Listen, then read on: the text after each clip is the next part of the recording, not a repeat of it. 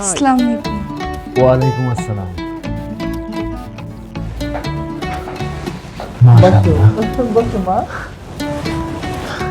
আমি আর নিহানের মা আমরা দুজন তো আগেই দেখেছি।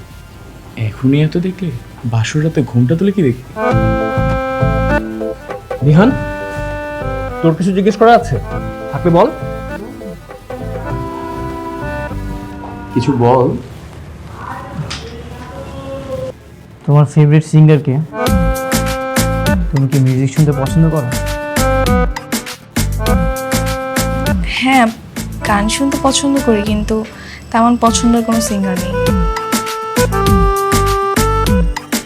আমি জানি তোমার আর আমার বিয়েটা আমাদের ফ্যামিলির পছন্দ হচ্ছে, দ্যাটস ওয়াই আমি ফ্রান্স থেকে ছুটি নিয়ে চলে এসেছি। আর আমাদের বিয়ের 1 বছর পরেই আমি তোমাকে ফ্রান্সে নিয়ে যাব। তোমার কি আমাকে পছন্দ হয়েছে? আপনার পছন্দ হলেই হবে। আমার পছন্দ হলেও কিছু না, না হলেও কিছু না, কারণ আমার মতামতের কোনো গুরুত্ব নেই। তার মানে এই বিয়েতে তোমার কোনো মতামত নেই? বললাম তো, আমার মতামতের কোনো গুরুত্ব নেই, তাই আমি আর কিছু বলতে চাই না। কিন্তু তোমার বাবা তো সম্ভবত বলেছিলেন তুমি সম্পূর্ণভাবে রাজি আছো। হ্যাঁ, কি ব্যাপার ভাই সাহেব, আপনি তো বলেছিলেন ও রাজি আছে, তো এখন আসলে কি বলবো আমি ঠিক বুঝতে পারছি না। আচ্ছা মা, তুমি কেন পুরোপুরি রাজি না সেটা কি বলা যাবে? প্রথমত, আমার এখনো পড়াশোনা সম্পূর্ণ শেষ হয়নি, আর আমি কোনো বিদেশি ছেলেকে বিয়ে করতে চাই না। আমি চাই দেশের কোনো ছেলেকে বিয়ে করে এই দেশেই থাকতে। আমাদের নেহান কিন্তু খুবই ভালো ছেলে।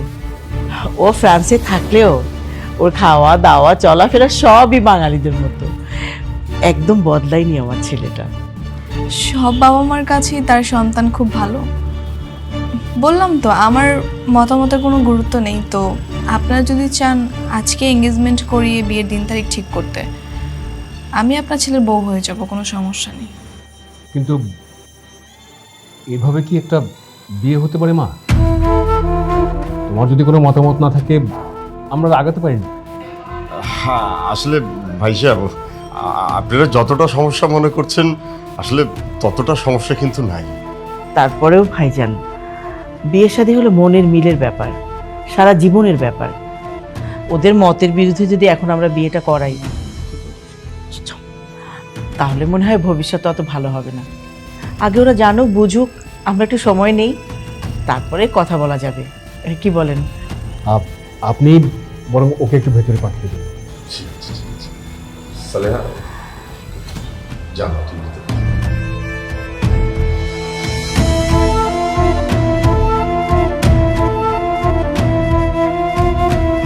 ভাইজান, আমার মনে হয় আপনার মেয়ের যখন এই বিয়েতে মতামত নেই, তাহলে আমরা এই বিয়েটা আপাতত স্থগিত রাখি।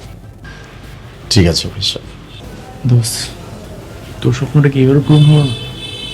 এখনই হাল চালু চলবে না। ছবি দেখে ওর যেহেতু প্রেমে পড়েছি, বিয়ে আমি আপনি এখানে কেন আসছেন? কেন আসবো না? তোমার ফ্রেন্ডের জন্মদিন আমি না আসলে হয়? আর কিছুদিন পরে আমাদের বিয়ে হবে, আমরা অনেক মজা করব, চিল করব, হানিমুনে যাব, অনেক এনজয় করব।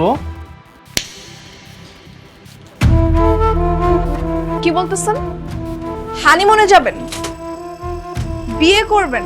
এই ফ্রেন্ড তো আমার, আপনার তো কিছু না, তাহলে আপনি এখানে কেন আসছেন? হ্যাঁ, আপনার সঙ্গে কি আমার বিয়ে ঠিক হয়েছে নাকি বিয়ের ডেট ফিক্সড হয়েছে, কোনটা?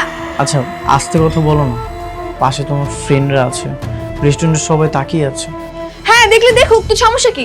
আপনার তো কোনো সমস্যা নেই, কারণ আপনি তো একটা নির্লজ্জ। আপনাকে রিজেক্ট করার পর বারবার আপনি আমাকে বিরক্ত করতেছেন। আহা, এগুলো কি করতেছিস? চুপ কর না। তুই চুপ কর। আমি তাকে বলে দিয়েছি না আমি তাকে বিয়ে করব না, তারপর কোন নির্লজ্জের মতো আমার পিছে পিছে ঘুরবে? আমি তো বলেই দিয়েছি আপনাকে, তাই না? আর বাবা যদি বিয়ে দিতে চায় সেটা বাবার ব্যাপার। সরি, আমি না আসলে বুঝতে পারিনি। ও, এখন বুঝতে পারেন নাই? ইউরোপ থেকে পড়াশোনা করে চলে আসছেন আর এগুলো বুঝতে পারেন না আপনি? আচ্ছা ঠিক আছে, ছাড় না, অনেক তো ছেলেটাকে অপমান করলি। ওরে আরো অপমান করা উচিত। সরি ব্রাদার, তোমার বার্থডেতে এসে একটা ঝামেলা সৃষ্টি করে ফেলেছি। Please continue. Enjoy your time.